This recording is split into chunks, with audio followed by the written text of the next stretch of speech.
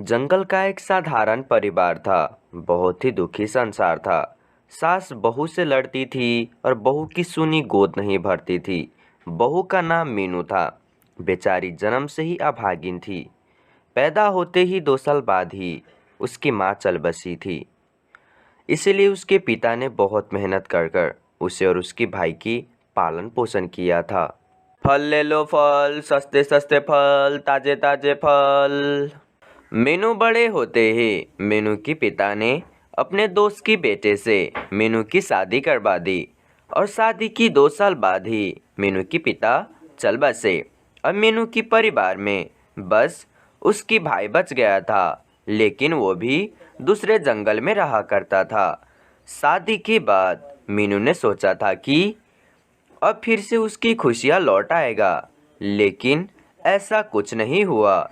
मीनू की सास मीनू को फूटी आंख भी नहीं सुहाती थी। वो अक्सर मीनू की ससुर से उसका शिकायत करती रहती थी।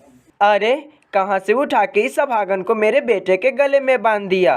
करम जली, पैदा होते ही अपने माँ को खा गई। साल भर हो गए हैं शादी के, मगर मैंने अभी तक अपने पोते की मुंह नहीं देखी।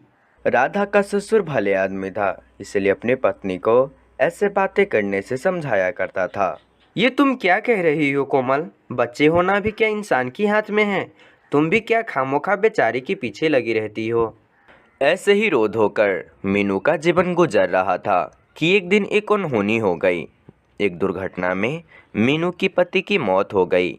बेचारी मीनू छोटे से ही उम्र में विधवा हो गई।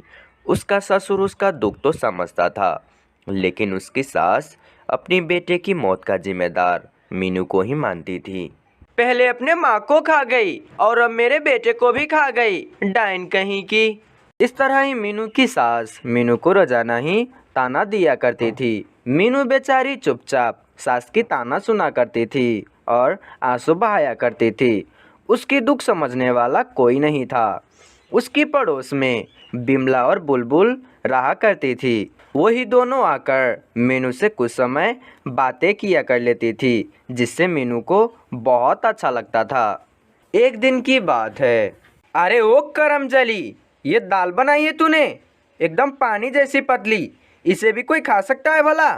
घर में थोड़ी सी दाल ही बची थी माँ जी। आज घर के कामों से फुर्सत ही नहीं हुई कि बाजार जाकर सामान ला पाती। अरे, तू ऐसा क्या काम करती है जो तुझे बाजार जाने का फुर्सत ही नहीं मिलता? छोटा सा घर ही तो है, उसमें तेरा कितना काम निकल जाता है जो सारा दिन तुझे उसी में लग जाता है। तभी मीनू की ससुर उसकी सास से बोलते हैं, अरे तुम तो हाथ धोकर ही पीछे पड़ गई हो। जब देखो तब बेचारी को किसी न किसी बहाने ताने ही देती रहती हो। एक दिन पतली दाल खा लोगी तो क्या मर जाओगी? एक तो बेचारी घर के कामों में पिसी रहती है और ऊपर से तुम्हारे ताने भी सुनती है। इसके अलावा अगर कोई लड़की होती तो कब की इस नर्क को छोड़कर चली जाती। तो चली जाए ना, मेरे बेटे को तो कब कर खा गई, अब क्या हमें खाकर मानेगी? मीनू एक छोटी सी बच्ची है जिसकी माता पिता इस दुनिया में कोई नहीं है। मीनू अपने चाचा चाची के साथ रहती है। मीनू, ओ मीनू, अभी तक तुझसे झाड़ू नहीं लगी। देख बाहर बारिश हो रही है, जा जाकर फल तोड़ कर ला। अभी लाती हूँ चाची। बारिश तो बहुत तेज हो रही है, क्या करूं? जल्दी जल्दी जाकर फल तोड़ कर लाता हूँ, वरना चाची बहुत मारेगी। कोमल बिटिया, ये ले तेरा दूध, वो भी बादाम वाला। गरम गरम पी ले, बारिश की मौसम है, शरीर गरम रहेगा। चाची, मैंने फल तोड़कर रख दिए हैं, मुझे भूख लग रही है, कुछ खा लूं? पहले जाकर बुलबुल आंटी के घर से गेहूं लेकर आ, तब कुछ खा लेना। चाची, बाहर तो बारिश बहुत तेज हो रही है, कुछ देर बाद चली जाऊं? बारिश इतनी तेज भी नहीं है जो तू उड़ नहीं पाएगी। जा जाकर जल्दी सामान लेकर आ। फिर मीनू चिड़िया उसी बारिश में सामान लेने बुलबुल आंटी के घर चली जाती है और आते वक्त बुरी तरीके से भीग जाती है। ये क्या, पूरी गेहूं भिगा दी? अब तू नहीं बचेगी मेरी हाथों से। फिर सुधा एक डंडे से मीनू चिड़िया को बहुत मारती है। आंखों की अंधी, तुझे दिखाई नहीं दिया कि गेहूं भीग रही है? आज तुझे खाने को कुछ नहीं मिलेगा, रे भूखी। अरे अरे सुधा, इतना क्यों मार रही हो बच्ची को? छोटे से गेहूं ही तो भीगी है और आ जाएगी। तुम तो चुप ही रहो। पैसे कोई पेड़ पर नहीं लटकते जो ये सामान की नुकसान करती रहेगी। चल बारिश में भीग, यही तेरी सजा है। फिर सुधा मीनू को बारिश में भीगने के लिए खड़ा कर देती है। बहुत बहुत ठंड लग रही है चाची, मुझे अंदर आने दो ना। अब ऐसी गलती नहीं करूंगी। सुधा मीनू बच्ची है, अंदर आने दो उसे। अब से ऐसी गलती नहीं करेगी दोबारा। एक काम करो, तुम इसे घर के अंदर ले आओ, मैं ये घर छोड़कर जा रही हूँ। मानू अपनी पत्नी की ये बातें सुनकर चुपचाप वहाँ से चला जाता है। तकरीबन 1 घंटे बाद, कोमल जा और मीनू को बोल दे कि घर में आकर बर्तन करेगी, सारे बर्तन जूठे पड़े हैं। मीनू, मम्मा कह रही है कि अंदर आकर बर्तन धो ले।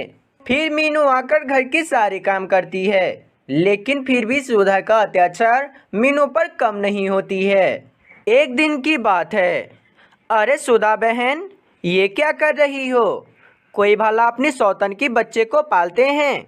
तुम आज जितना कर रही हो, देखना एक दिन मीनू तुम्हारा गुण नहीं गाएगी।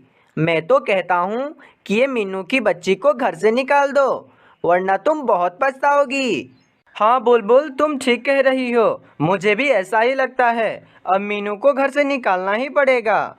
अगले दिन की बात है। सुधा बाजूचिल के पास आती है। देखो बाजूचिल, मेरा पति कल किसी काम से बाहर जा रहा है।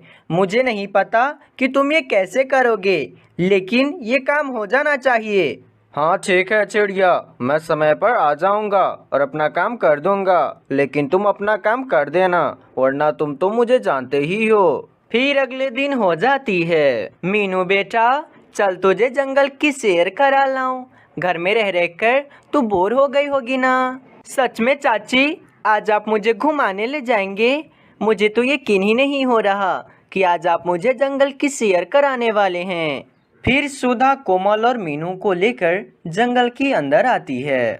मीनू बेटा, तुम यहीं पर बैठकर ये फल की मजे लो, मैं कोमल को पानी पिला कर आती हूँ। ठीक है चाची, लेकिन आप जल्दी आना, मुझे जंगल में बहुत डर लग रहा है। सुधा मीनू को जंगल में छोड़ देती है और वहाँ से चली जाती है। थोड़ी देर के बाद मीनू के पास एक चील आता है। बेटा, आपका नाम मीनू है ना? आपकी चाची ने मुझे भेजा है। उन्हें किसी काम से घर जाना पड़ा, इसीलिए उन्होंने मुझे यहाँ से आपको घर ले आने को बोला है। लेकिन अंकल, मैं आप पे यकीन कैसे करूं कि मेरी चाची ने ही आपको भेजी है? अगर मेरी चाची ने आपको भेजी है तो मेरी चाची की नाम क्या है, वो बताइए पहले।